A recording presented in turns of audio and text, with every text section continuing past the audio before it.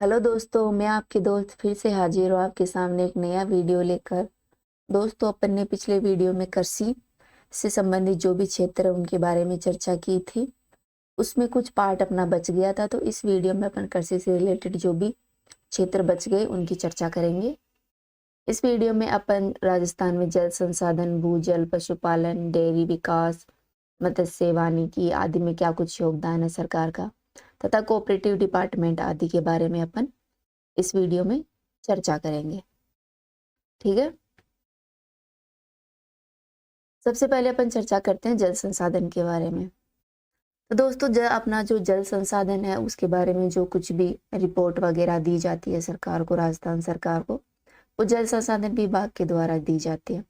अपना जल संसाधन विभाग है वो कुल 39.07 लाख हेक्टेयर क्षेत्र को सिंचाई सुविधा उपलब्ध करवा रहा है तथा 2022-23 में 710 हेक्टेयर क्षेत्र में अतिरिक्त सिंचाई सुविधाओं का सर्जन किया गया राजस्थान में।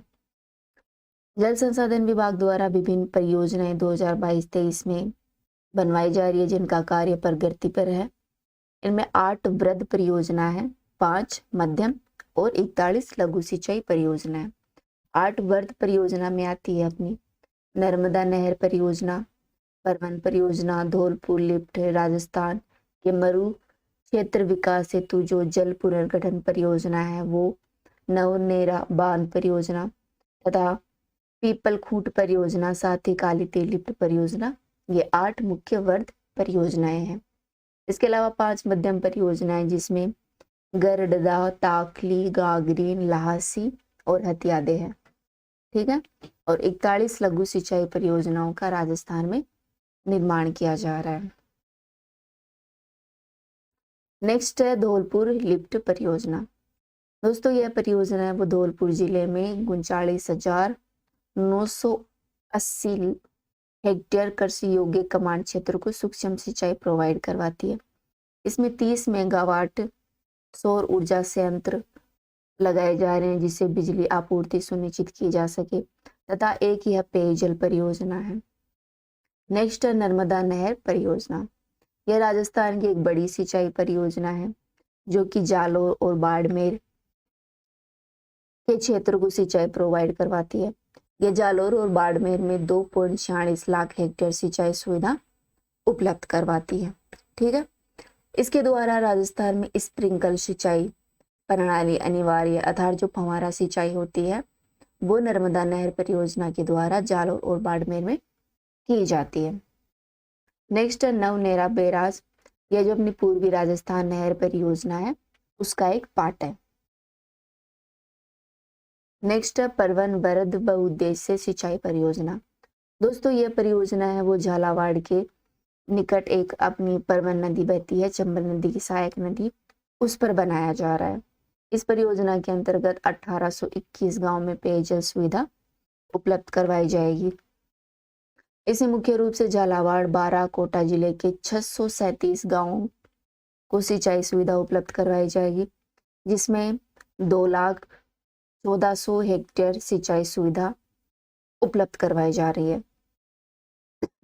सॉरी, यह परियोजना तापीय विद्युत परियोजना हेतु 79 मिलियन घन मीटर जल उपलब्ध करवाएगी जिससे कुल 2,970 मेगावाट का बिजली उत्पादन किया जा सके। ठीक है, नेक्स्ट है राजस्थान के मरु क्षेत्र हेतु जल पुनर्गठन परियोजना।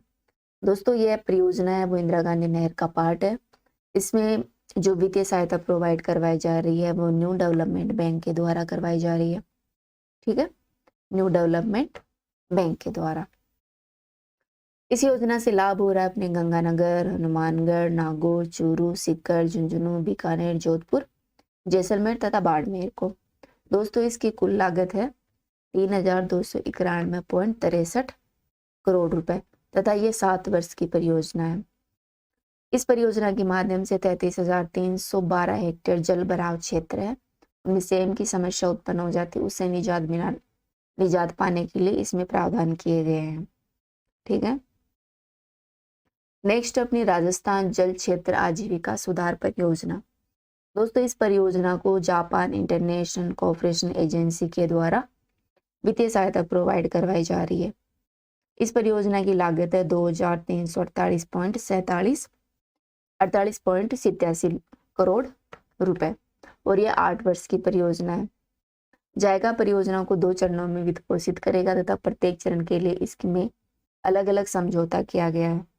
इसके प्रथम चरण परियोजना की जो लागत है वो 1069.40 करोड़ रुपए, जिसमें 908.94 करोड़ जायका द्वारा वित्त पोषित किए जाएंगे तथा जो बच गए 160.46 लाख करोड़ रुपए वो राजस्थान सरकार द्वारा वहन किया जाएगा। ठीक है, यह परियोजना है वो 26 अक्टूबर 2017 से लागू हो चुकी है अर्थात इस पर काम चालू हो गया है। इस परियोजना के तहत 27 जिलों में 137 सिंचाई परियोजनाओं के पुनर्वास तथा उनका जीर्णोद्धार का कार्य करवाया जाएगा। ठीक है, कितने जिलों में? 27 जिलों में 137 सिंचाई परियोजनाओं का। ठीक है, इसके अलावा इस परियोजना के कार्यान्वयन में 470 लाख हेक्टेयर संचित क्षेत्र है उसको लाभान्वित किया जाएगा। इसके प्रथम चरण को 21 जिलों में लागू किया गया है, जिसमें 65 लघु तथा मध्यम परियोजनाओं का पुनर्निर्माण किया जाएगा। साथ ही वित्तीय वर्ष 2022-23 में 65 उप परियोजनाओं में से 36 उप परियोजनाओं का इस योजना के तहत निर्माण पूरा हो चुका है। ठीक है दोस्तों, इसका जो सेकंड चरण है उसमें 36 सिंचाई उप परियोजनाओं के 1.28 लाख हेक्टेयर संचित क्षेत्र में 481 करोड़ रुपए का खर्च करके परियोजना का जीर्णोद्धार किया जाएगा। ठीक है, नेक्स्ट है राष्ट्रीय जल विज्ञान परियोजना। दोस्तों, इस परियोजना को वित्तीय सहायता प्रोवाइड करवाया जा रहा है भारत सरकार के जल संसाधन मंत्रालय तथा नदी विकास और जो गंगा संरक्षण विभाग है जो कि वर्ल्ड बैंक द्वारा वित्त पोषित है के द्वारा दिया जा रहा है। परियोजना की कुल लागत है 134 करोड़ रुपए जो कि 100% भारत सरकार द्वारा वहन किया जा रहा है। इसकी समयावधि है 8 वर्ष की तथा 2016-17 से 2023-24 तक इस योजना का कार्य पूर्ण होने के बाद की जा रही है। राजस्थान में परियोजना का नोडल विभाग जल संसाधन विभाग है। साथ ही जो भूजल संसाधन अपना विभाग है, भूजल विभाग है, इसका एक सहयोगी विभाग है। इस परियोजना में राज्य भर में 153 वर्षामापी तथा 155 स्वचालित नदी बांध गेज संयंत्र, साथ ही 150 स्वचालित भूजल मापन संयंत्र स्थापित किए जा रहे हैं। इन उपकरणों की मदद से सैटेलाइट से निरंतर सटीक डेटा प्रोवाइड करने में मदद मिलेगी। यह डेटा जनता को ऑनलाइन प्रोवाइड हो सकेगा ताकि ऑनलाइन जानकारी की मदद से वे जो जल प्रबंधन होता है उसमें सुधार कर सके। ठीक है, पारदर्शी जल प्रबंधन हेतु SCADA system supervisory control and data exhibition, यह सिस्टम है वो बिसलपुर बांध, माही बजाज सागर बांध, गुड्डा बांध, जवाई सागर बांध, नर्मदा नहर परियोजना, सांचौर जालोर तथा गंग नहर है। साथ ही जो बांकड़ा नहर, हनुमानगढ़ की जो नहरें हैं उनमें इस प्रणाली को लागू किया जा रहा है। नेक्स्ट इकोनॉमी सर्वे में दे रखा है इंदिरा गांधी फीडर नहर परियोजना जो अपनी सरहिंद फीडर की रीलाइनिंग करने की परियोजना है उसके बारे में। परियोजना के लिए 23 जनवरी 2019 को भारत सरकार और पंजाब सरकार के बीच में एक हस्ताक्षर हुए थे, उसके माध्यम से इस परियोजना को लागू किया जा रहा है। इस परियोजना की कुल लागत है 1976 करोड़ रुपए।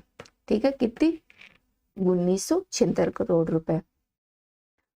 भारत सरकार और पंजाब सरकार के बीच में जो हस्ताक्षर हुए थे 23 जनवरी 2019 को, उसके अनुसार इंदिरा गांधी फीडर की रीलाइनिंग के लिए 60% पैसा केंद्र सरकार देगी और 40% पैसा है वो राज्य सरकार द्वारा वहन किया जाएगा। इस परियोजना की रीलाइनिंग के लिए पंजाब और राजस्थान सरकार द्वारा क्रमशः 54.15 और 45.85% का अंशदान दिया जाएगा। अर्थात पंजाब सरकार के द्वारा 54.15% और राजस्थान सरकार द्वारा 45.85% पैसा प्रोवाइड करवाया जाएगा। राजस्थान सरकार को केंद्र सरकार की तरफ से 60% राशि का प्रोत्साहन दिया गया है। इस तरह परियोजना में राजस्थान का हिस्सेदारी है 715.48 करोड़ रुपए की। दोस्तों इस परियोजना में जो इंदिरा गांधी फीडर है जो कि पंजाब का भाग है कि 97 किलोमीटर तथा सरहिंद फीडर की 100 किलोमीटर की लंबाई की रीलाइनिंग किए जाने का प्रावधान है। अब देखते हैं बांध पुनर्वास सुधार परियोजना DRIP। दोस्तों इस परियोजना की घोषणा की गई थी बजट 2020-21 के अंतर्गत। राज्य में जो बड़े बांध है उनमें जो रिसाव हो जाता है उसको रोकने के लिए तथा बांधों का आधुनिकीकरण करने के लिए उनका सुरक्षा मैनेजमेंट बनाए रखने के लिए ये योजना लाई गई थी 965 करोड़ रुपए की। इस योजना के प्रथम चरण में 7 बांधों बिसलपुर, जवाई बांध, सूखली बांध, तेलवाड़ा बांध जो कि सिरोही में स्थित है, माही गंभीरी जो कि चित्तौड़गढ़ में है, मातृकुंडिया बांध भीलवाड़ा का तथा सोम कमला अमला बांध का निर्माण किया जा रहा है। इनके लिए 127.52 करोड़ रुपए प्रोवाइड किए गए हैं। साथ ही 2 बांध पाचना बांध और रायपुर लूनी के लिए भी 20.77 करोड़ रुपए की निविदाएं प्रदान की गई है। इस परियोजना के लिए वर्ल्ड बैंक के द्वारा ऋण समझौता किया गया है ताकि इस परियोजना का विकास किया जा सके। समयबद्ध प्रयासों द्वारा ड्रिप परियोजनाओं में शामिल राजस्थान 18 राज्यों में प्रथम स्थान पर देश में अपना स्थान रखता है। पूर्वी राजस्थान नहर परियोजना। दोस्तों इस नहर परियोजना का उद्देश्य दक्षिणी राजस्थान में बहने वाली चंबल नदी तथा उसकी सहायक नदियां जैसे कि कुन्नू, पार्वती, काली सिंध में जो वर्षा का जल होता है, जो अधिशेष जल हो जाता है, उस जल का उपयोग करना है तथा इस जल का उपयोग करके जो राजस्थान के दक्षिणी पूर्वी जिले हैं जहाँ पर पीने के पानी की कमी है तथा जहाँ पर सिंचाई की सुविधाएं अच्छे से उपलब्ध नहीं है वहां प्रोवाइड करवाना है तथा वहां पर सिंचाई की सुविधा प्रदान करनी है। साथ ही मानसून के दौरान जो चंबल नदी है और उसकी सहायक नदियां हैं उनका जो अधिशेष जल है और जो बच जाता है उसे बनास, मोरेल, बाणगंगा, पार्वती, काली सील तथा गंभीरी नदियों में ट्रांसफर करना है। ठीक है दोस्तों यह परियोजना राजस्थान के 13 जिलों में चलाई जा रही है। यह वर्ष 2051 तक पेयजल सुविधा उपलब्ध करवाएगी। साथ ही 2 लाख हेक्टेयर नए क्षेत्र सूक्ष्म सिंचाई सुविधा प्रोवाइड करवाएगी इसके माध्यम से राजस्थान में। ठीक है इसके अंतर्गत परियोजना के प्रथम चरण में नवनेरा, गलवा, बिसलपुर, इशरदा लिंक, कुल नदी पर रामगढ़ बैराज जिसकी क्षमता 50.49 MCM है तथा पार्वती नदी पर महलपुर बैराज जिसकी क्षमता है 162.20 MCM के निर्माण कार्य हेतु अनुमानित लागत राशि है 96,000 करोड़ रुपए। ठीक है नेक्स्ट इकोनॉमी सर्वे में दे रखा है राजीव गांधी जल संचयन योजना। दोस्तों इस योजना का उद्देश्य है राजस्थान में वर्षा जल के अधिकतम जल का संग्रहण करना, उसका संरक्षण करना, साथ ही अतिरिक्त जल जो आता है उसका उपयोग करना और जो अकाल पड़ते हैं उस समय इस समस्या का समाधान करना वर्षा जल का उपयोग करके। इसका प्रथम चरण 20 अगस्त 2019 को लागू किया गया था। राज्य के 33 जिलों के 295 ब्लॉकों के 3,931 गाँव में। ठीक है इसका सेकंड चरण है वो 1 सितंबर 2022 से राज्य के 33 जिलों के सभी जो 352 ब्लॉक थे उनके 4500 गांवों में इसको लागू किया गया था लगभग 20 लाख हेक्टेयर क्षेत्र में। ठीक है इस योजना हेतु ग्रामीण विकास पंचायती राज विभाग को प्रशासनिक विभाग बनाया गया है। साथ ही जो अपना जल ग्रहण विकास और भू संरक्षण विभाग है इसका नोडल विभाग है। ठीक है नेक्स्ट है अपनी इंदिरा गांधी नहर परियोजना। दोस्तों इंदिरा गांधी नहर परियोजना के बारे में राजस्थान इकोनॉमी सर्वे में कुछ पॉइंट दे रखे कि क्या कुछ वृद्धि हुई, क्या कुछ नहीं किया गया। अपन इस योजना के बारे में विस्तार से चर्चा कर लेते हैं यहाँ पर। दोस्तों इंदिरा गांधी नहर परियोजना को राजस्थान नहर, राजस्थान की मरुगंगा, राजस्थान फीडर, राजस्थान केनाल तथा गंग नहर के नाम से जाना जाता है। यह राजस्थान के उत्तर पश्चिमी भाग में बहती है। बीकानेर और गंगानगर में पानी की किल्लत को दूर करने के लिए बीकानेर के महाराजा गंगा सिंह ने 1927 में इस नहर का निर्माण करवाया था। दोस्तों इससे जो मरु जो भूमि है राजस्थान की, वहां पर सिंचाई प्रोवाइड करवाई जाती है, पेयजल सुविधा उपलब्ध करवाई जाती है तथा जो औद्योगिक कार्य क्षेत्र है उनमें इस जल का उपयोग किया जाता है। राजस्थान है सतलज और ब्यास नदियों के संगम पर बना हुआ जो हरीके बैराज है अर्थात जो हरीके बांध है वहां से निकलती है। यह नहर पंजाब और राजस्थान को पानी की आपूर्ति प्रोवाइड करवाती है। पंजाब में इस नहर की लंबाई 169 किलोमीटर है तो राजस्थान में इसकी लंबाई 470 किलोमीटर है। ठीक है।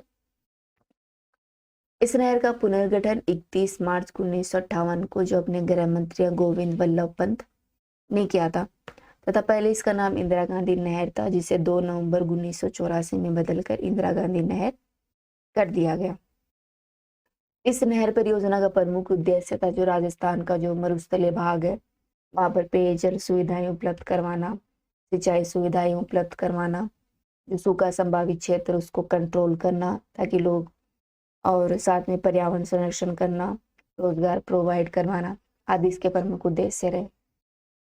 दोस्तों राजस्थान में जो इंदिरा गांधी नहर परियोजना है वो मासीता वाली हैंड में प्रवेश करती है जो कि गडरा रोड बाड़मेर तक जाती है। ठीक है। इसकी यहाँ से यहाँ तक ये राजस्थान में बहती है। नहर के बाएं ओर का इलाका ऊंचा होने के कारण साथ ही पानी की स्वतः प्रवाहित नहीं होने के कारण इस पर 7 लिफ्ट नहरें बनाई गई हैं। ठीक है। अगर इन 7 लिफ्ट नहरों के बारे में चर्चा करें तो अपन देख लेते हैं। पहली है चौधरी कुंभाराम लिफ्ट नहर जिसे नौहर साहबा लिफ्ट नहर के नाम से भी जाना जाता है। दोस्तों यह नहर हनुमानगढ़, चूरू, बीकानेर और झुंझुनू 4 जिलों को लाभ प्रोवाइड करती है। दूसरी आ जाती है कंवरसैनी लिफ्ट नहर जिसे बीकानेर लूणकसर लिफ्ट नहर के नाम से भी जाना जाता है। इसे बीकानेर और श्री गंगानगर को लाभ होता है। यह जो लिफ्ट नहर है वो राजस्थान की अर्थात इंदिरा गांधी नहर है उस पर बनी हुई सबसे बड़ी लिफ्ट नहर है। तीसरी आ जाती है पन्नालाल बारूपाल लिफ्ट नहर जिसे गजनैन लिफ्ट नहर के नाम से भी जाना जाता है।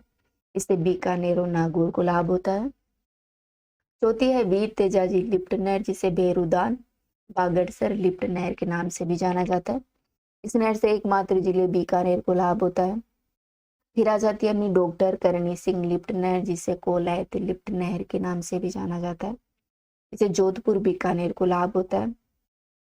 छठी पर लिफ्ट नहर आ जाती है अपनी गुरु जम्बेश्वर लिफ्ट नहर जिसे फलोदी लिफ्ट नहर के नाम से भी जाना जाता है। इसे 3 जिलों जोधपुर, बीकानेर और जैसलमेर को लाभ होता है।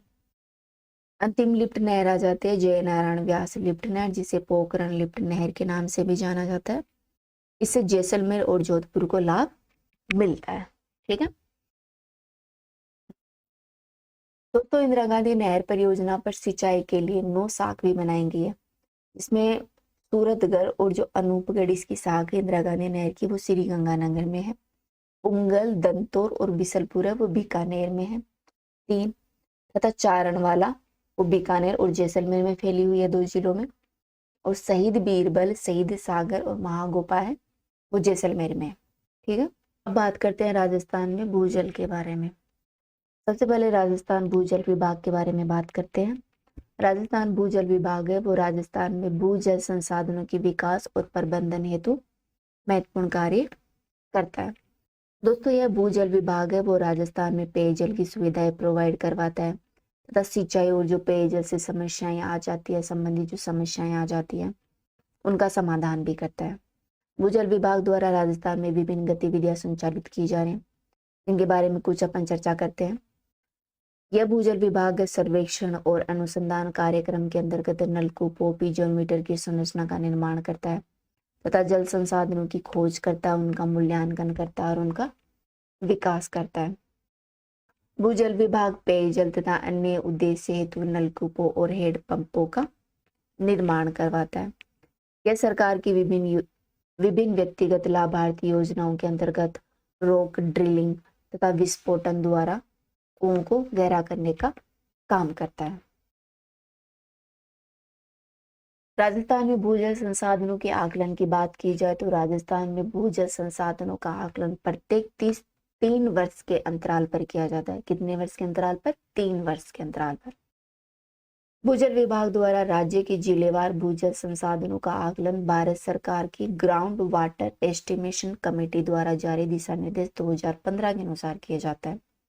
कौन सी कमेटी के अनुसार? भारत सरकार की 2015 पर एक कमेटी द्वारा दिशा निर्देश जारी किए गए 2015 में ग्राउंड वाटर एस्टिमेशन कमेटी।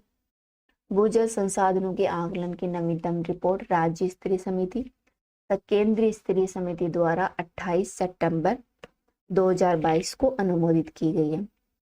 भूजल आकलन रिपोर्ट 2021 के अनुसार राजस्थान में 78% अतिदोहन क्षेत्र के अंतर्गत आता है। ठीक है, तथा जो कि राज्य का कुल भूजल दोहन का 150% है।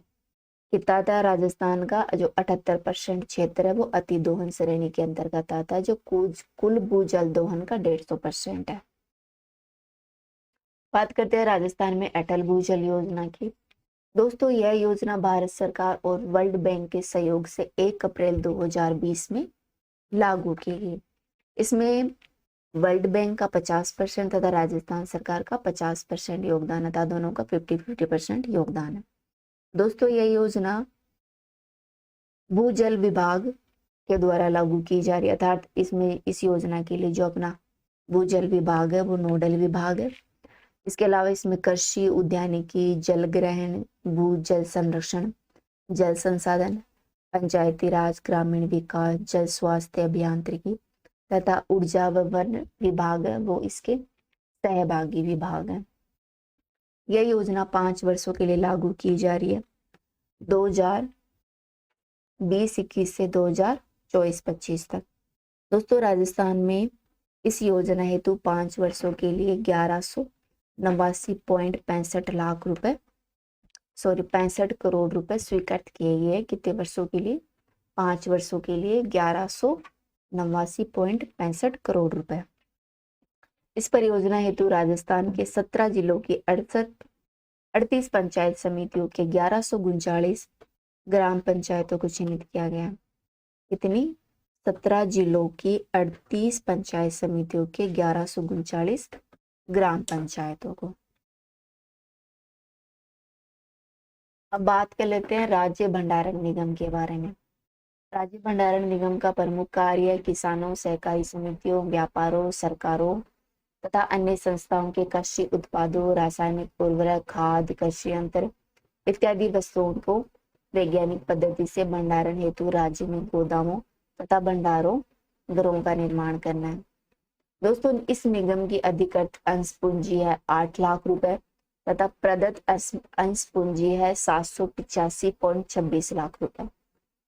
दोस्तों, यह निगम राज्य के 31 जिलों में औसतन भंडारण क्षमता 16.08 लाख मीट्रिक टन के साथ 93 लाख भंडारण गृह संचालित कर रहा है। वर्ष 2022-23 के दौरान औसतन उपयोगिता भंडारण क्षमता 6.76 लाख मीट्रिक टन रही, जो कि भंडारण क्षमता की कुल औसत उपयोगिता का 43% का कितना था? 43%। निगम द्वारा भंडारण शुल्क अनुसूचित जाति जनजाति के कृषकों को 70% छूट दी जा रही है तथा अन्य कृषकों को 60% और जो सहकारी समितियां हैं उनको 10% छूट प्रदान की जा रही है। अब चर्चा करते हैं राजस्थान में पशुपालन के बारे में। बात की जाए पशु गणना 2019 के अनुसार तो राजस्थान में कुल पशुधन है 568.1 लाख पशुधन। ठीक है, इसके अलावा राजस्थान में 146.23 लाख कुक्कुट पालन है। देश के कुल पशुधन में राजस्थान का 10.60% योगदान है तथा गोवंश में राजस्थान का 7.24%, भैंस में 12.47%, भेड़ में 10.64% तथा बकरी उत्पादन में राजस्थान का 14% योगदान है और ऊंट उत्पादन में राजस्थान का देश में योगदान है 84.43%। ठीक है, कुल उत्पादन है राजस्थान का देश में पशुधन में 10.60, गोवंश में 7.24, भैंस में 12.47, भेड़ में 10.64, बकरियों में 14% तथा ऊंट में 84.43% है। ठीक है, अगर राजस्थान में दूध उत्पादन की बात की जाए तो 2018-19 में राजस्थान में दूध उत्पादन था 23,668 हजार टन, जो कि 2021-22 में बढ़कर 33,265 हजार टन हो गया। इसमें 40.55% की वृद्धि दर्ज की गई है। तथा अंडों का उत्पादन 1662 मिलियन टन था, जो कि बढ़कर 2,688 मिलियन हो गया। कितना? 2,688 मिलियन। तथा मांस उत्पादन 192 हजार टन से बढ़कर 221 हजार टन हो गया। तथा ऊन उत्पादन है वो 145 लाख किलोग्राम से बढ़कर 156 लाख किलोग्राम हो गया।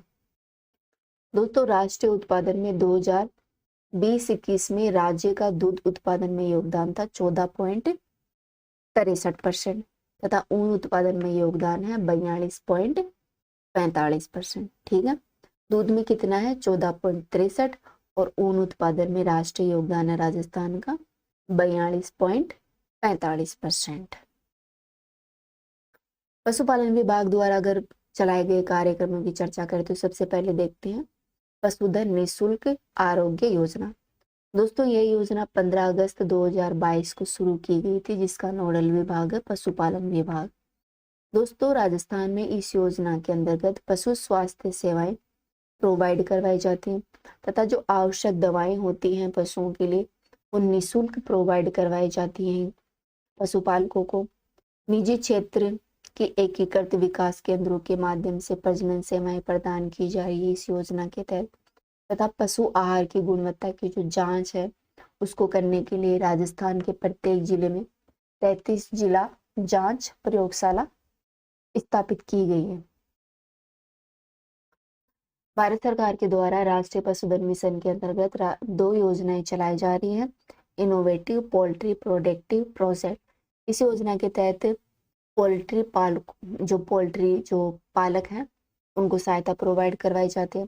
तथा राजस्थान में भेड़ बकरी वंश की नस्ल में सुधार योजना, जो राजस्थान में भेड़ बकरी नस्ल सुधार योजना है, इस योजना के अंतर्गत बकरी पालकों के लिए प्रदर्शनी एवं प्रशिक्षण शिविरों का आयोजन कर उच्च गुणवत्ता वाले नर और मादा बकरी का चयन करना है। दोस्तों, यह योजना है उसमें केंद्र का 60% योगदान तथा राज्य का 40% योगदान है, जो कि राजस्थान के अजमेर, जयपुर, सिक्कोर, चित्तौड़गढ़, सिरोही, राजसमंद, कुचामन सिटी, नागौर आदि जिलों में संचालित की जा रही है। राज्य में ऊंट प्रजनन को बढ़ावा देने के लिए राजस्थान सरकार द्वारा ऊंट प्रजनन को वित्तीय सहायता प्रोवाइड करवाई जाती है। यह वित्तीय सहायता 10,000 रुपए की प्रोवाइड करवाई जाती है, वो भी 2 किस्तों के अंतर्गत। यह जो 2 किस्तों में 10,000 रुपए दिए जाते हैं वह 0 से 2 माह की आयु के साथ साथ 1 वर्ष की आयु के जो नवजात प्रत्येक बछड़े होते हैं उनके लिए दी जाते हैं, जो ऊंट के बच्चे होते हैं उनके लिए। 2.50 करोड़ की वित्तीय प्रावधान के साथ यह योजना 5,000 ऊंट प्रजननों को लाभान्वित करेगी। नेक्स्ट प्रावधान है अपने पशुपालन विभाग के द्वारा जो किया जा रहा है वो चिकित्सालयों को उच्च चिकित्सा में क्रमोन्नत करना, आधार उन्हें ट्रांसफर करना।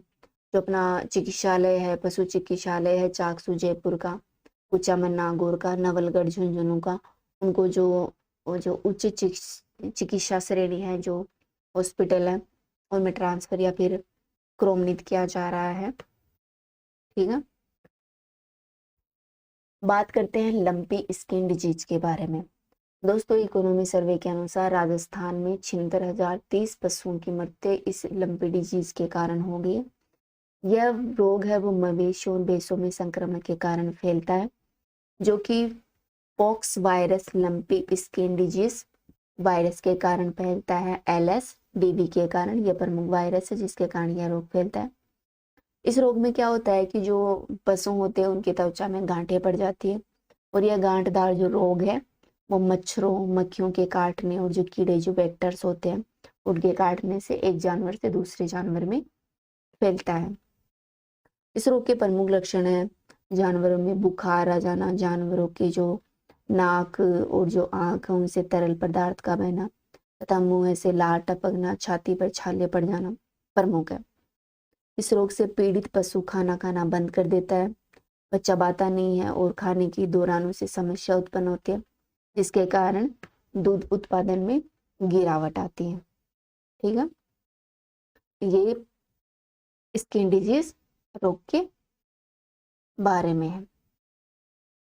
नेक्स्ट है गौपालन विभाग, जिसका उद्देश्य राज्य में मवेशियों की देसी नस्लों के बारे में सुधार करना, उसका संरक्षण करना, विकास के लिए कार्य करना।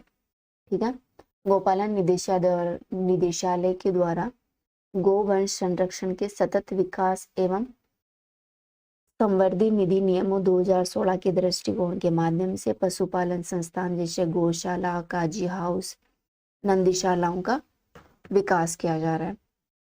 यह निदेशालय जैविक खेती, चारा उत्पादन, दुग्ध, गाय के गोबर, गौमूत्र के मूल्यवर्धन, पंचगव्य सहित गोपालक तथा राज्य की गौशाला प्रतिनिधियों के लिए जागरूकता तथा प्रशिक्षण कार्यक्रमों का आयोजन करता है। साथ ही गोपालन विभाग वध से बचाए गए गौवंश के योजना के अंतर्गत बड़े मवेशियों के लिए प्रति 40 रुपए प्रतिदिन और छोटे मवेशियों के लिए 20 रुपए प्रतिदिन की दर से गौशालाओं में मवेशियों को रखने की अवधि या 1 साल से जो भी कम हो की सहायता प्रदान की जाती है। एक अन्य योजना है नंदी गौशाला जन सहभागिता योजना। इसके तहत निराश्रित जो नर गोवंश है उसकी समस्या का समाधान करना है। नेक्स्ट योजना है गौशाला बायोगैस सहभागिता योजना, जिसका उद्देश्य है गौशालाओं को आत्मनिर्भर बनाना। इस योजना के तहत एक गौशाला में एक बायोगैस संयंत्र स्थापित किया गया है। गौशाला विकास के तहत राज्य की पंजीकृत गौशालाओं जिनमें से कम 10 मवेशी हों में बुनियादी ढांचे के निर्माण के लिए 10 लाख तक की सहायता प्रोवाइड करवाई जा रही है। इसके अंतर्गत 124 गौशालाओं को प्रशासनिक स्वीकृति जारी की जा चुकी है। अब अपन चर्चा करते हैं डेयरी विकास के बारे में। दोस्तों, राजस्थान इकोनॉमी सर्वे में राजस्थान के डेयरी विकास कार्यक्रम के बारे में दिया गया है। तो यह कार्यक्रम है वो सहकारी समितियों के माध्यम से क्रियान्वित किया जा रहा है राजस्थान में। इस कार्यक्रम के अंतर्गत वर्ष 2022-23 में 17,463 दुग्ध सहकारी समितियों को राज्य की 24 जिला दुग्ध सहकारी समितियों अर्थात जो सहकारी संघ हैं और राज्य स्तर की जो शीर्ष संस्थान है राज्य सहकारी डेयरी फेडरेशन जी लिमिटेड जो कि जयपुर में स्थित है से जोड़ा गया है। ठीक है, राज्य भर में 8.62 लाख दुग्ध उत्पादक सहकारिता पर आधारित डेयरी विकास कार्यक्रम से संबद्ध है। ठीक है, अपन बात करते हैं राजस्थान सहकारी डेयरी विकास फेडरेशन के कार्य। इसका प्रमुख कार्य है इसका प्रमुख कार्य है किसानों को पौष्टिक पशु आहार उपलब्ध करवाना। साथ ही यह घी, छाछ, लस्सी, श्रीखंड, पनीर, दही, चीज आदि जो दूध से बनती हैं उन उत्पादों का उत्पादन करता है। तथा यह सामाजिक दायित्व को पूर्ण करने के उद्देश्य से जिला दुग्ध संघ और जो दूध उत्पादक है को बीमा प्रोवाइड करवाता है। ठीक है, इनका बीमा भी करता है इन किसानों का। नेक्स्ट योजना है अपनी राजस्थान सरस सुरक्षा कवच बीमा योजना, जिसका 6ठा संस्करण राजस्थान में चल रहा है। दोस्तों, यह योजना है, इसके तहत पशुपालकों का दुर्घटना बीमा किया जाता है। इस योजना को राजस्थान में 1 जनवरी 2022 से लागू किया गया था। इस योजना में दुग्ध उत्पादक की दुर्घटना, मृत्यु या फिर पूर्ण स्थायी विकलांगता होने पर 5 लाख तक की सहायता दी जाती है तथा उसकी अगर आंशिक विकलांगता हो जाती है तो उसे 2.5 लाख 2.50 लाख रुपए तक की बीमा सहायता प्रोवाइड करवाई जाती है। नेक्स्ट योजना मुख्यमंत्री दूध उत्पादक संबल योजना। दोस्तों, यह योजना 2013 में शुरू की गई थी लेकिन कुछ कारणों से बंद हो गई थी, जिसे 1 फरवरी 2019 से फिर से शुरू किया गया। इस योजना के अंतर्गत समस्त पशुपालन को बढ़ावा देने के लिए राजस्थान सरकार की तरफ से पशुपालकों को दूध बेचने पर प्रति लीटर 5 रुपए की सहायता अनुदान दी जाती है। कितने रुपए की? 5 रुपए की।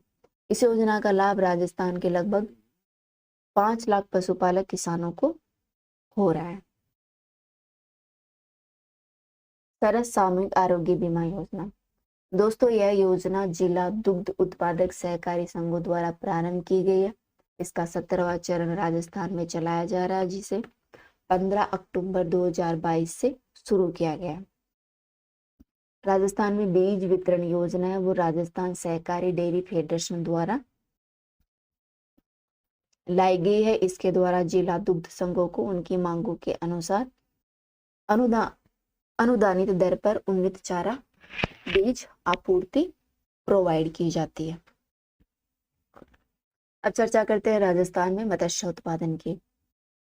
राजस्थान में उपलब्ध जल स्रोत की बात की जाए तो राजस्थान जल संसाधन उपलब्धता के आधार पर देश में 10वें स्थान पर आता है। राजस्थान में अगर उपलब्ध जल स्रोत देखें तो राजस्थान में कुल उपलब्ध जल स्रोत है तो जलाशयों, पोंड, तालाबों, छोटे तालाबों आदि में भंडारित है वो है लगभग 4.23 लाख हेक्टेयर क्षेत्र में फैला हुआ है। इसमें से 4.23 लाख जो अपना टोटल उपलब्ध जल स्रोत है उसमें से 3.29 लाख हेक्टेयर बड़े और मध्यम जलाशयों में फैला हुआ है तथा 0.4 लाख छोटे जलाशयों तालाबों में फैला हुआ है और 0.87 लाख नदियों और नहरों में फैला हुआ है। ठीक है, वापस से देख लेते हैं। जल संसाधन उपलब्धता के आधार पर राजस्थान देश में 10वें स्थान पर आता है। राजस्थान में उपलब्ध टोटल जल स्रोत 4.23 लाख हेक्टेयर, इसमें से 2.29 लाख बड़े और मध्यम जलाशयों में फैला हुआ है, 0.4 लाख हेक्टेयर छोटे जलाशयों तालाबों में फैला है तथा नदियों नहरों में 0.87 लाख हेक्टेयर क्षेत्र में फैला हुआ है। दोस्तों केंद्रीय मत्स्य शिक्षण संस्थान जो कि मुंबई में स्थित है के एक अध्ययन के अनुसार राजस्थान में लगभग 80,000 मीट्रिक टन से अधिक वार्षिक मत्स्य उत्पादन क्षमता है जो कि उपयुक्त तकनीकी को अपनाकर 1.25 लाख मीट्रिक टन तक बढ़ाई जा सकती है। जबकि राजस्थान में वर्ष 2022-23 में मत्स्य उत्पादन 80,000 मीट्रिक टन की बजाय 34,336.45 मीट्रिक टन उत्पादन किया गया। कितना किया गया? 34,336.45 मीट्रिक टन उत्पादन हो, जबकि राजस्थान की क्षमता कितनी है? 80,000 मीट्रिक टन की। दोस्तों जो राष्ट्रीय मत्स्य विकास बोर्ड है वो अपने हैदराबाद में स्थित है। ठीक है, नेक्स्ट है आजीविका मॉडल। दोस्तों यह मॉडल मत्स्य विभाग द्वारा मछुआरों जो आदिवासी मछुआरे हैं उनके उत्थान के हेतु एक महत्वाकांक्षी योजना है जो कि शून्य राजस्व मॉडल पर आधारित है। राज्य के 3 जलाशयों राजसमंद जो कि उदयपुर में स्थित है, माही बजाज सागर बांसवाड़ा का तथा कडाना बैंक वाटर डूंगरपुर में इस योजना का प्रारंभ किया गया है। इस मॉडल के अनुसार लिफ्ट अनुबंध में जो सबसे अधिक बोली लगाता है उसे यह दिया जाता है। इसका उद्देश्य आदिवासी मछुआरों को मछली पकड़ने की संपूर्ण कीमत स्थानांतरित करना तथा मछली पकड़ने में राजस्थान का देश में सर्वाधिक योगदान को बढ़ाना। ठीक है, नेक्स्ट है राष्ट्रीय कृषि आजीविका योजना।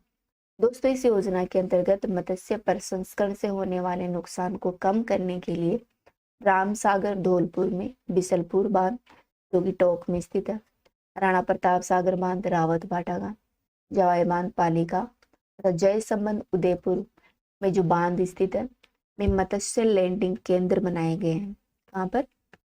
यहाँ पर बनाए गए हैं। इन विभिन्न बांधों में मत्स्य लैंडिंग केंद्र बनाए गए हैं। नेक्स्ट योजना है national mission for protein supplement योजना। इसके अंतर्गत भारत सरकार द्वारा 3.44 करोड़ की केज कल्चर योजना बांध माही बजाज सागर बांध जो कि बांसवाड़ा में आधुनिक मत्स्य तकनीकी के प्रयोग के विस्तार एवं प्रदर्शन हेतु स्वीकृत की गई है। इस योजना के तहत 56 तैरते हुए पिंजरे स्थापित किए गए हैं। दोस्तो63 बिसलपुर बांध जो कि टोंक में स्थित है, वहां पर सजावटी मछली प्रजनन केंद्र के लिए तथा एक्वेरियम गैलरी के लिए 5.63 करोड़ रुपए की स्वीकृति दी गई है। अगर कभी आप बिसलपुर रिजोर्ट घूमने जाओ तो वहां पर देखोगे कि बहुत ही सुंदर विभिन्न मछलियों की वेराइटियों का एक बहुत ही प्यारा सा म्यूजियम बना हुआ है, एक्वेरियम बना हुआ है मछलियों का। कभी जाइए, बहुत ही प्यारा नजारा है। प्रधानमंत्री मत्स्य संपदा योजना, यह योजना मत्स्य केंद्र पर मत्स्य क्षेत्र पर आधारित केंद्रीय सतत क्षेत्र की योजना है, अर्थात यह योजना केंद्र सरकार द्वारा लागू की गई है। इस योजना को आत्मनिर्भर भारत पैकेज के तहत 2020-21 से 2024-25 के बीच में लागू किया जाएगा, जो कि 5 वर्ष की अवधि के बीच के दौरान लागू की जा रही है। यह योजना राज्य के सभी राज्यों और केंद्र शासित प्रदेशों में क्रियान्वित की जा रही है। मछुआरों को बीमा कवर प्रदान करने तथा उनको वित्तीय सहायता देने के लिए साथ ही किसान क्रेडिट कार्ड की सुविधा भी इस किसान संपदा योजना के तहत मछुआरों को प्रोवाइड करवाई जाएगी। ठीक है, यह योजना 5 वर्षों के लिए है।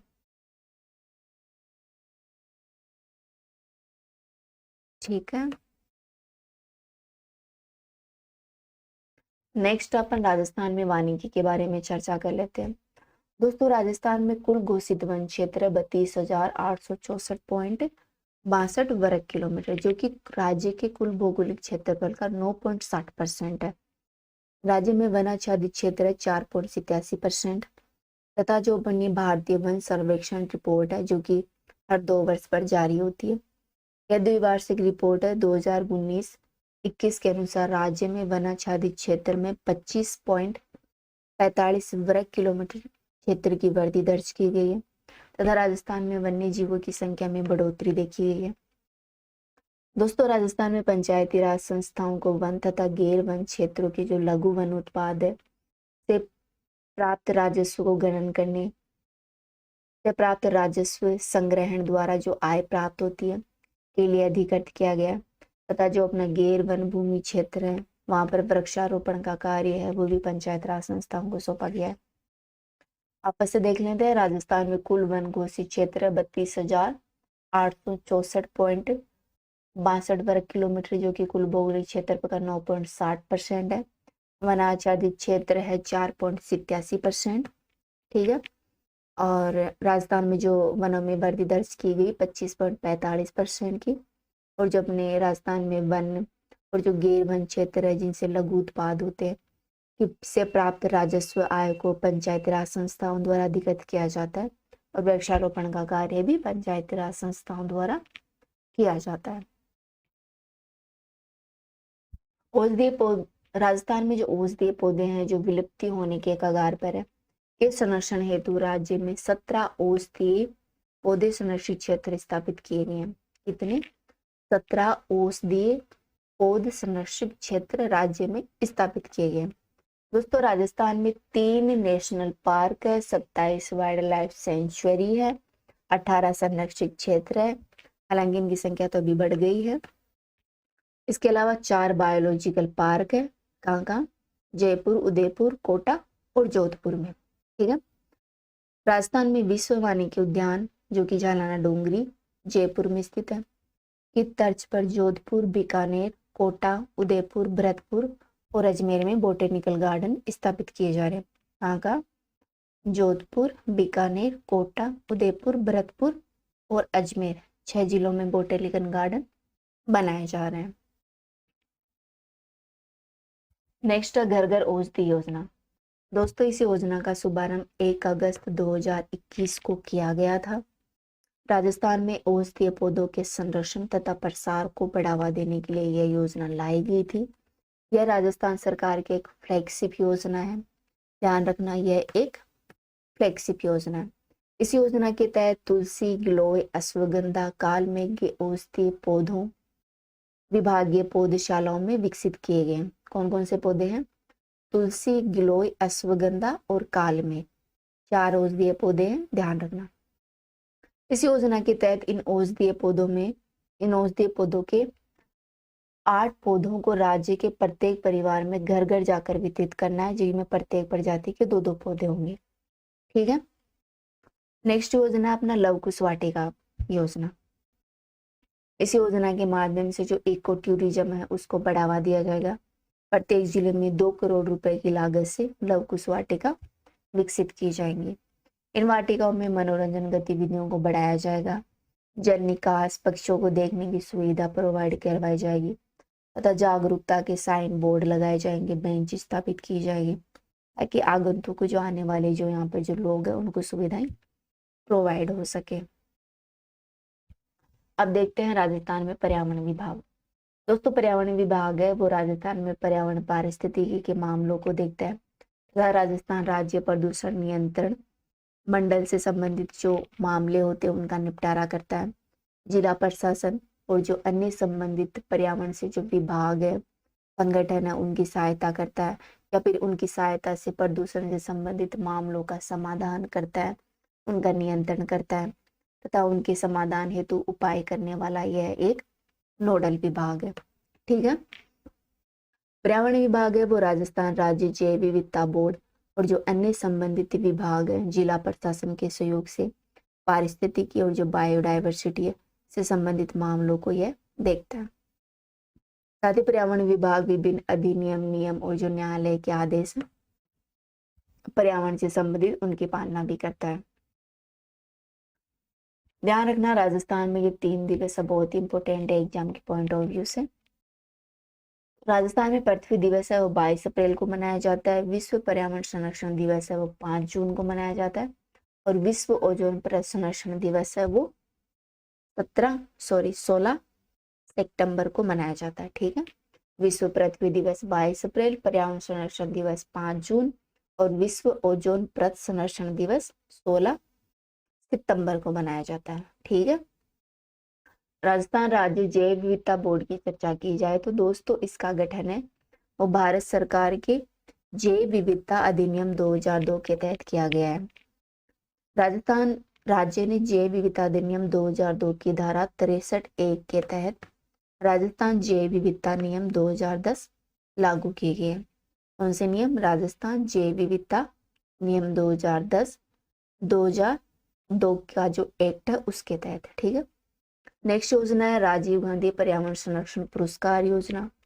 दोस्तों यह योजना पर्यावरण के क्षेत्र में उत्कृष्ट कार्य करने वाले संगठन, किसी व्यक्ति, किसी संस्था या नगर पालिका को दिया जाता है पर्यावरण की सुरक्षा करने हेतु। यह पुरस्कार दिया जाता है वो प्रतिवर्ष 5 जून को दिया जाता है। किसी व्यक्ति, किसी संगठन या किसी नगर पालिका को दिया जाता है। ठीक है।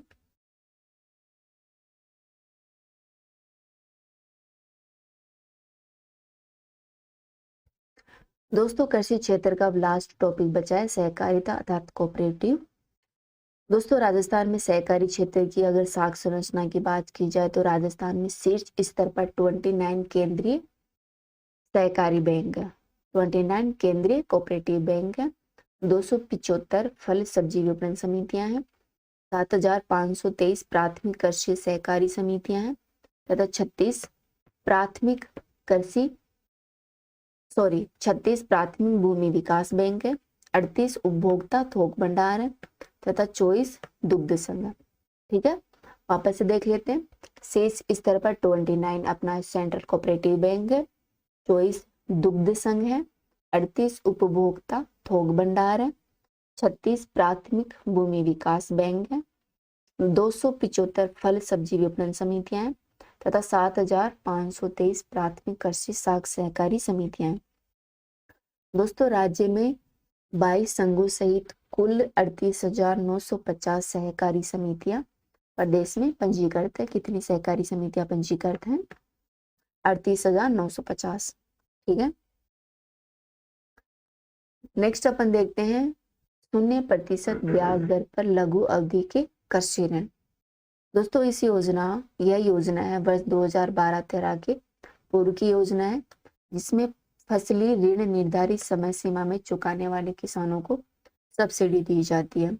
इस योजना के तहत प्राथमिक कृषि सहकारी समितियों के सदस्यों से केवल मूल ऋण की वसूली की जाती है। ठीक है। ब्याज राशि के लिए इसमें जो दावा किया जाता है, जो ब्याज राशि प्रोवाइड की जाएगी वो केंद्र और राज्य द्वारा समायोजित रूप से प्रोवाइड की जाएगी।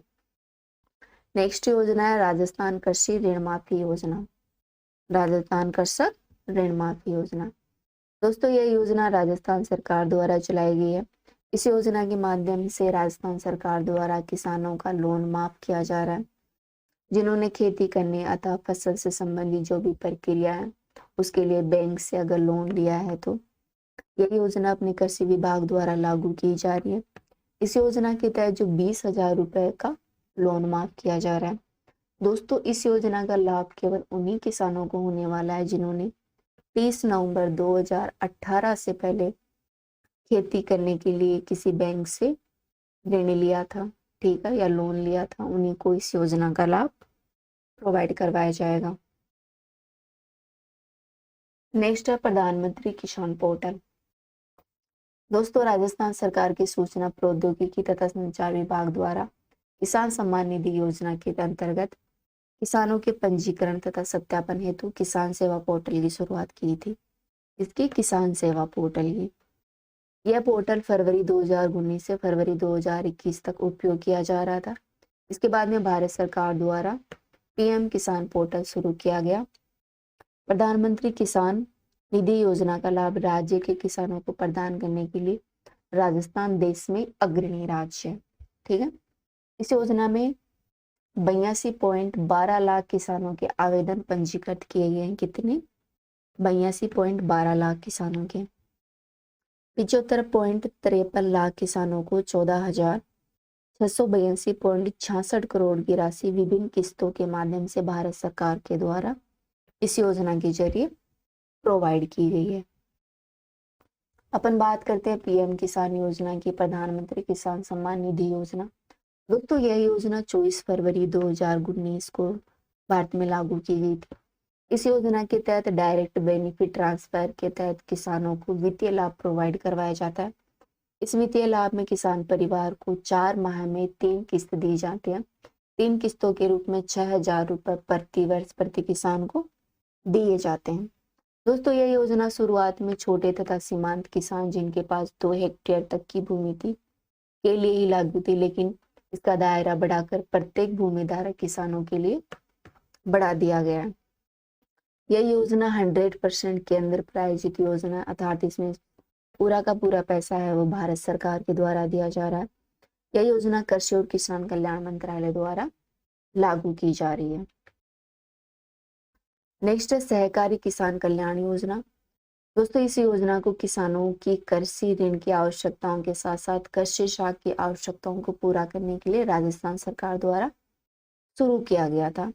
इसमें जो केंद्रीय सहकारी बैंक अर्थात जो अपना सेंट्रल कोऑपरेटिव बैंक है, ये द्वारा कृषि से संबंधित उद्देश्यों को पूरा करने के लिए 10 लाख रुपए तक का ऋण प्रोवाइड करवाया जाता है। इसके द्वारा 10 लाख का ऋण प्रोवाइड करवाया जाता है केंद्रीय सहकारी बैंकों के द्वारा। नेक्स्ट योजना है कृषि उपज ऋण ऋण योजना। इस योजना के तहत जो कृषि काश्तकार हैं उनको 3% की ब्याज दर पर ऋण प्रोवाइड करवाया जाता है। नेक्स्ट टॉपिक की चर्चा करते हैं अर्बन कोऑपरेटिव बैंक। दोस्तों राजस्थान में 37 अर्बन कोऑपरेटिव बैंक है। कितने हैं? 37 कोऑपरेटिव बैंक है, जिनमें से 3 बैंक है वो रेलवे कर्मचारी सैलरी ओनर सहकारी बैंक है तथा 4 bank multi state cooperative act 2002 के तहत रजिस्टर्ड है, ठीक है। नेक्स्ट अपन देखते हैं राज्य सहकार पोर्टल।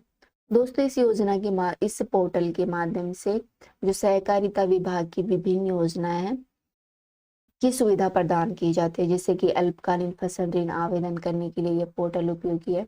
एमएसएमई मूल्य आवेदन करने के लिए, जो सोसाइटियों का पंजीकरण होता है उनके लिए, एनजीओ के पंजीकरण के लिए तथा जो कोऑपरेटिव संस्था है उनके बैंक जो चुनाव होते हैं उनके लिए तथा कोर्ट केस स्थिति के लिए जो फसल ऋण और ऋण माफी की स्थिति आदि जानकारी राज्य सहकार पोर्टल पर सरकार द्वारा प्रोवाइड करवाई जाती है। नेक्स्ट है स्वरोजगार क्रेडिट कार्ड योजना। दोस्तों इस योजना के अंतर्गत गैर कृषि गतिविधियों हेतु 50,000 तक के ऋण 5 साल की अवधि में उपलब्ध करवाए जाते हैं। कितना? 50,000 तक का ऋण है वो 5 साल की अवधि के तक भीतर उपलब्ध करवाए जाते हैं। नेक्स्ट है सहकारी विपणन संरचना। राज्य में 275 सहकारी विपणन समितियां कार्यरत हैं। कितनी? 275, ठीक है। ये समितियां राज्य में किसानों को जो उपज उनके द्वारा उत्पादित की जाती है का उचित मूल्य दिलवाने, कृषि की जो उत्पादन है उसमें बढ़ोतरी करने तथा जो उन्नत किस्म के जो बीज हैं उनको प्रोवाइड करवाना ताकि कृषि उत्पादन में बढ़ोतरी हो सके, उन्हें खाद प्रोवाइड करवाना, कीटनाशक दवाइयाँ आदि जो उचित मूल्य है ताकि किसान उनको उचित मात्रा में खरीद सके, को प्रोवाइड करवाना है इसके द्वारा, ठीक है, सहकारी विपणन समितियों के द्वारा। नेक्स्ट है जन औषधि केंद्र। प्रधानमंत्री जन औषधि योजना के अंतर्गत कॉनफेड द्वारा 200 जन औषधि केंद्रों की स्थापना की गई है। जन औषधि केंद्र है वो राजस्थान में उदयपुर, जोधपुर, झुंझुनू, डूंगरपुर जिले में थोक उपभोक्ता भंडार द्वारा तथा जयपुर में कॉनफेड द्वारा संचालित किए जा रहे हैं, ठीक है। एक जन औषधि केंद्र सवाई मानसिंह अस्पताल जयपुर में तथा एक केंद्र दुर्लभ जी मेमोरियल हॉस्पिटल जयपुर में कॉनफेड द्वारा संचालित किए जा रहे हैं, ठीक है। कितने चलाए जा रहे हैं टोटल जन औषधि केंद्र? तो प्रधानमंत्री जन औषधि परियोजना उसके तहत टोटल 200 जन औषधि केंद्र स्थापित किए जा रहे हैं राजस्थान में, ठीक है। नेक्स्ट है सहकारी उपभोक्ता संरचना। राज्य में जिला स्तर पर 38 सहकारी उपभोक्ता होलसेल भंडार पंजीकृत है। कितने हैं? 38, ठीक है। शीर्ष संस्था के रूप में राजस्थान राज्य सहकारी उपभोक्ता संघ लिमिटेड कॉनफेड कार्यरत है सहकारी डिपार्टमेंट में। अगर अपन कॉनफेड की बात करें तो इसकी स्थापना 1967 में जयपुर में की गई थी, अर्थात इसका हेडक्वार्टर है वो जयपुर में है। इसका कार्य उपभोक्ताओं को उचित मूल्य पर गुणवत्तापूर्ण सामग्री प्रोवाइड करवाना, ठीक है। नेक्स्ट है राष्ट्रीय सहकार व्यापार एवं मसाला मेला 2022। दोस्तों इस वर्ष से इस मेले का आयोजन 30 अप्रैल 2022 से 9 मई 2022 तक अपना जवाहर कला केंद्र जयपुर में वहां पर आयोजित किया गया था तथा दीपो उत्सव मेला 2022 या कॉनफेड द्वारा जयपुर में नव जीवन सहकारी बाजार मार्केटिंग अनुभाग के प्रांगण में 15 अक्टूबर 2022 से 24 अक्टूबर 2022 तक आयोजित किया गया था।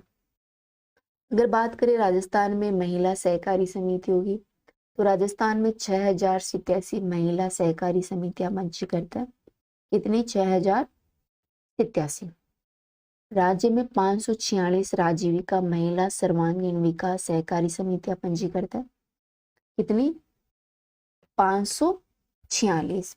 इनका कार्य departmental store, custom hiring centre, मछली पालन तथा रंगाई छपाई आदि करना, ठीक है।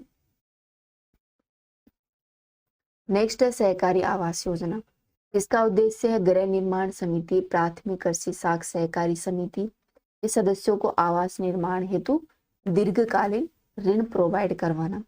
इस योजना में 20 लाख तक का ऋण 15 वर्ष की अवधि के लिए दिया जाता है ताकि व्यक्ति है वो अपना मकान बना सके या फिर खरीद सके या फिर अपने मकान का विस्तार कर सके। एक और योजना है बेबी ब्लैंकेट योजना। इस योजना को 1998 में मकान की मरम्मत करवाने के लिए तथा जो मकानों का जो टूट फूट हो जाते हैं उसका रखरखाव करने हेतु इसे लागू किया गया था, शुरू किया गया था। इस योजना में निर्मित भवनों की मरम्मत रखरखाव हेतु 7 लाख रुपए तक का ऋण प्रोवाइड करवाया जाता है, वो भी 7 वर्ष के लिए, ठीक है। 7 लाख का लोन है वो 7 वर्ष के लिए प्रोवाइड करवाया जाता है। राजस्थान सहकारी आवासन संघ है, इसकी कुल पूंजी है 252.15 लाख, जिसमें से 108.60 लाख राज्य सरकार द्वारा प्रोवाइड करवाया जाता है, ठीक है। थैंक यू दोस्तों। अपना ये लेक्चर कृषि क्षेत्र से संबंधित इकोनॉमी सर्वे का जो सेकंड चैप्टर था वो पूरा हो चुका है। ये लेक्चर आपको कैसा लगा कमेंट में जरूर बताइएगा।